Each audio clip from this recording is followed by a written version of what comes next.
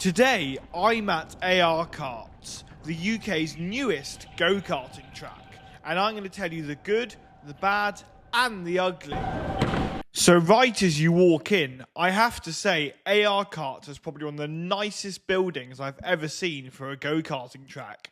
And the track is very simple, 370 metres with an upstairs and a downstairs section. And right as I get into the brake test, I notice one thing. This track is slidey. So we've shot off out of the pit lane using our usual confidence, and I immediately get reality checked as we come into this corner. You see, this track requires a thing called liquid grip to be at its optimum.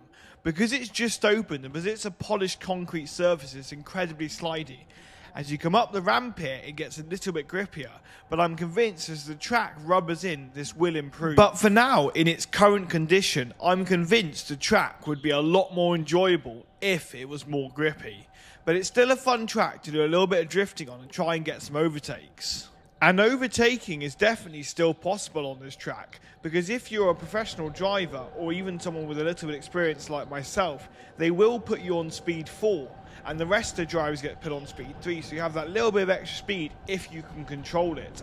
And what's really good at this track is the marshals talk to each other, and this allows them to communicate what sort of speed they think you should be on.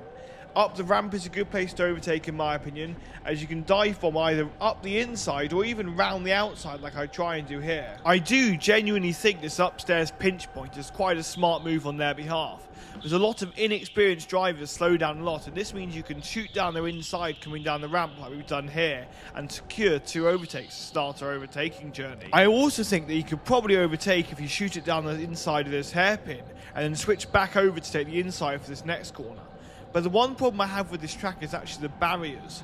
The barriers are constructed incredibly well in most places, but there's a couple of locations, like I showed you at the beginning and I'll show you again here, where the barriers are actually a little bit hard. They do actually hurt when you crash into them. But I'm sure as the track progresses and they receive feedback, they will fix these issues. And just to clarify, so you keyboard warriors don't have a go at me, when I mean the barriers are hard, I don't mean they're not stationary. I mean that at team sport, we usually give a little bit of space for the barriers to move around and to absorb some of the impact. And 90% of the barriers here do that. But there's just a couple of places where it feels like you've hit an absolute brick wall and it does hurt a lot. So I think with a little bit of improvement, they'll be able to fix these issues. And it's probably just how they've constructed the barriers. But apart from that, it is a really good, safe track. And I'll also mention that all of the staff here were absolutely fantastic, really friendly and really open to feedback. And it'll be interesting to see how these biz karts grip up and fare against the local Team Sport Crawliers competition. And thank you guys so much for watching. If you did enjoy this video, make sure to subscribe and leave a comment on what track you think I should go to next. Thanks for watching, guys, and see you later.